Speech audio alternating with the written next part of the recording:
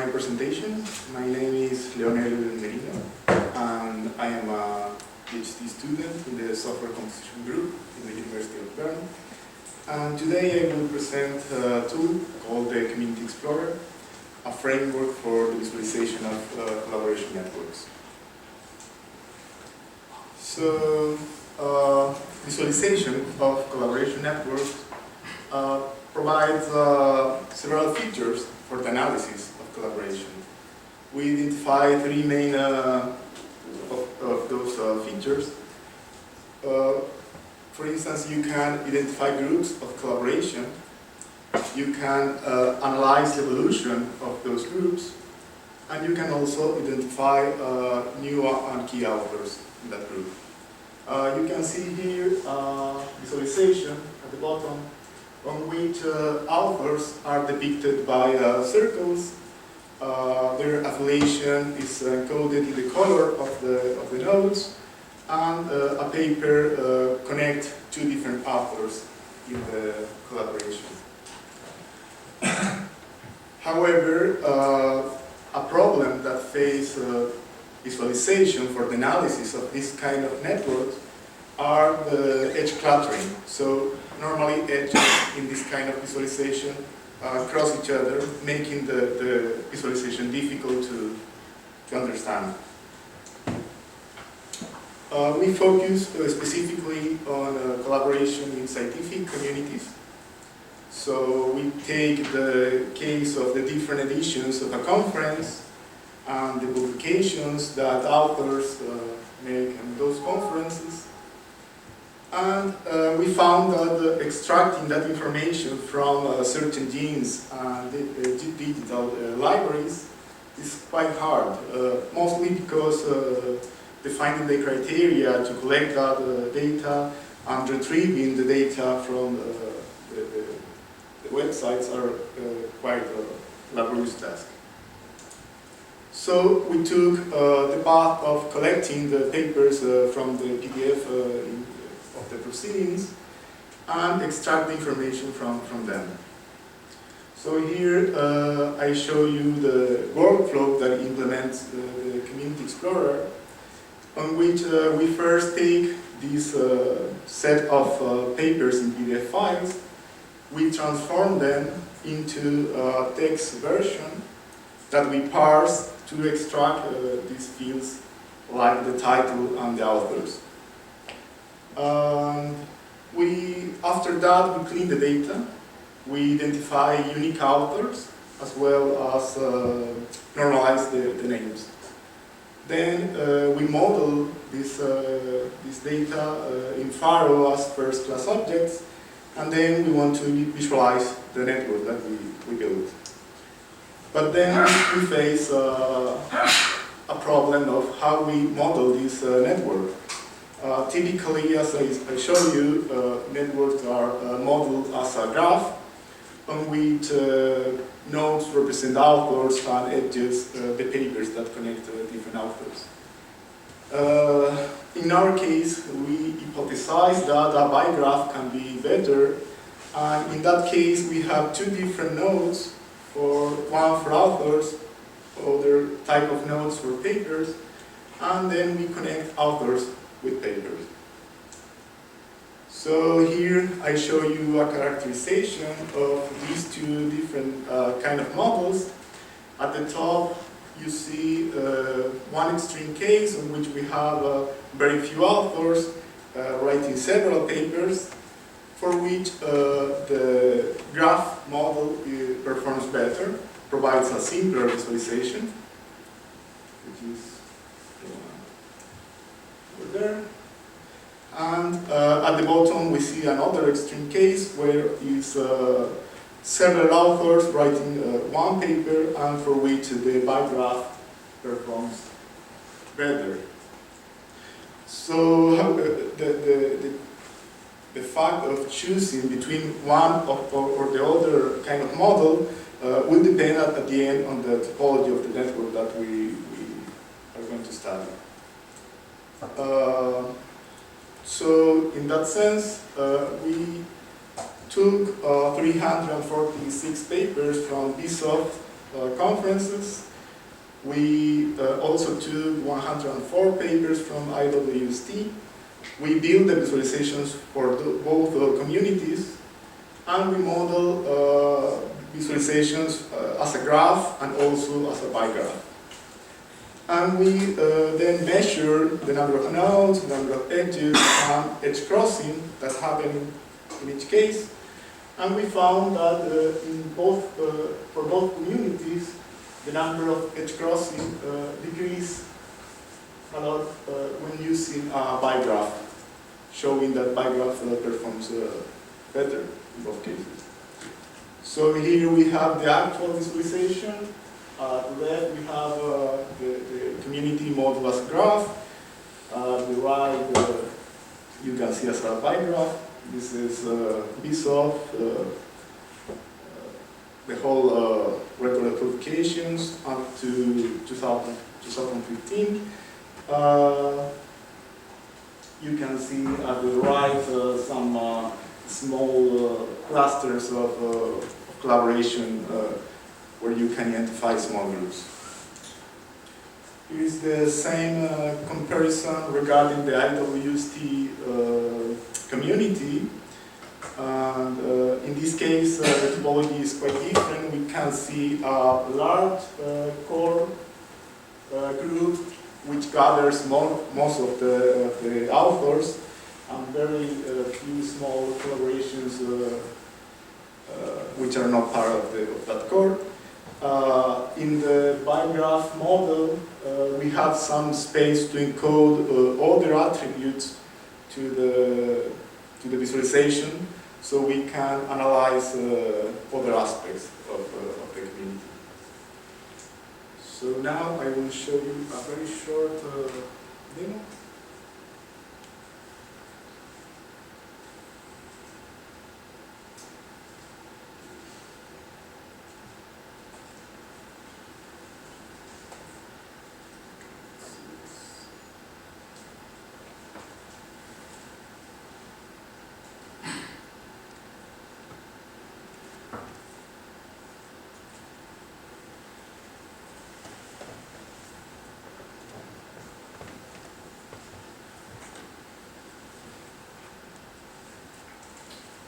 Here you see this is a visualization made with Rosal.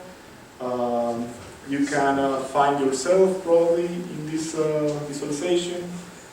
I zoom in the core group, and well, first I will explain the encoding. Nodes represent authors. Nodes in blue represents authors that publish several times, while the reddish nodes represent authors that only publish once.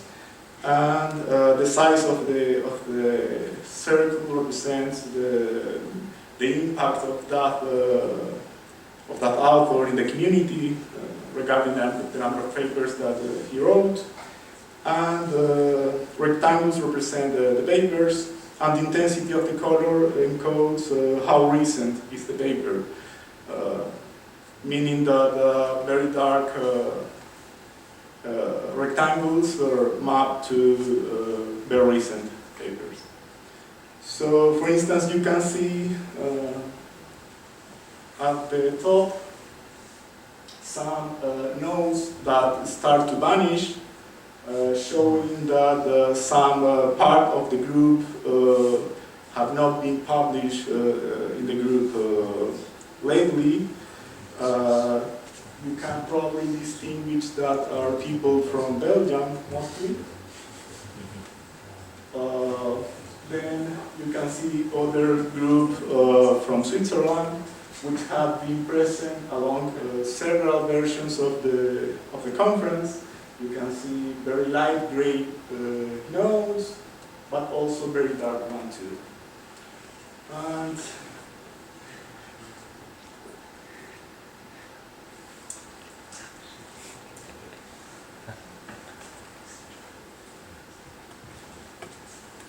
you can also see at the bottom some people from Chile and probably some of Argentina too.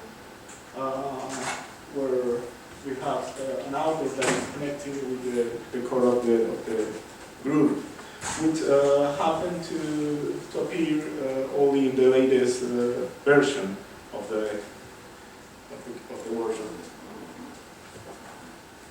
Out of curiosity, how many nodes? How many authors? I think 160 something is in the paper. Well, the main part is composed by the people in France, I think, which has many recent papers and also older papers. So the idea is with a visualization like this, you can propose some collaboration, some further collaboration, or maybe attract some people that is not present in the latest editions.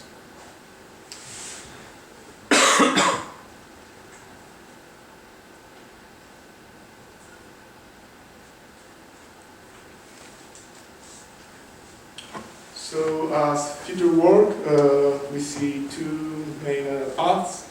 The first one is about applying formal concept analysis, mainly to decrease set crossing. The idea is to not depict the papers, but depict concepts on which we could have a subset of authors that collaborated across several papers.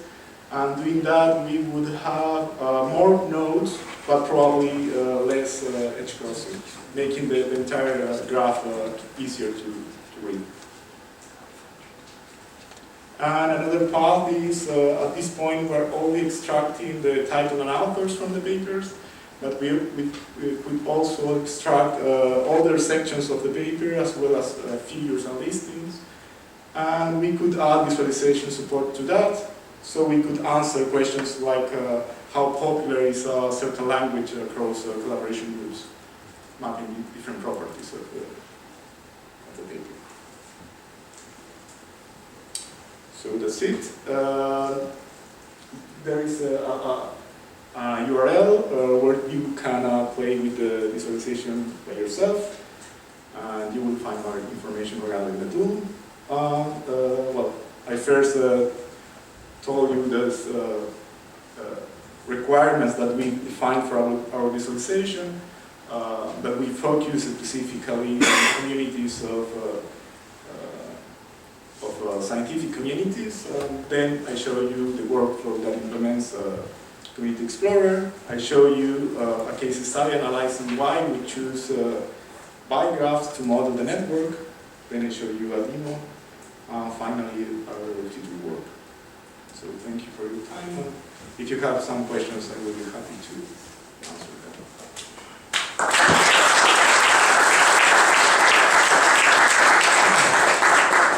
Any question?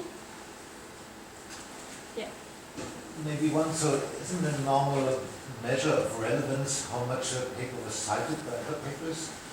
I didn't see that anywhere in your analysis, but I think that would be an interesting parameter. Yes, well, we are encoding in the size of the nodes for each author a metric that takes into account the number of papers and also the position of the author in the paper. So is the first author, second author, which is not quite accurate, but can give certain insights. Yes, but the order doesn't mean the same thing everywhere. Exactly. Because sometimes it's by Alphabetically, order, yeah. Sometimes the last is by order who made the most, and sometimes it's the last one is the boss but doesn't make a lot, but we need his name. And so Yes, we didn't do that with this community, but we did evaluate that hypothesis in other community, mapping taking into account the position of authors and without taking into account, we found that for the other community performs very similar, meaning that the position is not something that changed the result. yeah, but the question was about the paper and not The references by bibliography in the end. So, Yeah. so when a paper was cited 20 times by other papers, that should be a really important paper. So, Sure. We are not extracting right now the references, but yes, it could be very interesting. Other question? Okay, I get one. Your problem of crossing, because the first graph that you show us, I don't know if it was the very first one or this one. I don't know if it is the same data that you took. No, it's not. No, it's an Okay. example of a typical visualization of collaboration networks. Yeah. In a lot of cases we have this problem when we analyze software and something like that. And so, do you think that using a bar graph would be a solution in each case? Not always, it depends on the structure of the data, but a bar graph allows you to concentrate these relationships between different elements that make edges cross in one element, allowing you to split the crossing and making a simpler visualization. But all depends how, what kind of data you map in this second kind of element. Other question? I don't know quite how to articulate it, but you have a heuristic implicit in the use of the bigraph, and you could have a kind of an NP-complete attempt to lay out all of the nodes in all of the possible ways. So what's the relationship in terms of the complexity? You mean laying out all? Right. I mean, you could, if you took the data and you took an exhaustive approach, it would be NP complete, right? It would be hugely expensive, but you produce results much quicker than that with heuristics, and they seem high quality. So it's very interesting that your approach is both simpler and more efficient than a brute force approach. Can you talk to that? I'm not sure how you could use an approach on which you generate these all different possibilities of laying out the elements on. Yeah, you pick one node, and then you pick one of each of all of the rest, etc., right, and count the crossings. You know, that huge enumeration, you will find somewhere in there one ideal enumeration, but you're finding something much quicker, right? Yes, I don't know, maybe you could take that approach and through genetic algorithm you can pass from a graph very entangled to one less entangled by evaluating these different kind of possibilities, but I'm not sure. isn't it just built in the visualization in USADA? The way it's laid out, so you just give it a network of nodes and it will take care of the layouts. Isn't it like that? By magic. By magic. Yeah, but he doesn't specify the criteria, I think. What? Well, it's not doing something naive. No. It's something better. Okay. Okay, thank you. No more questions? Okay, thanks again.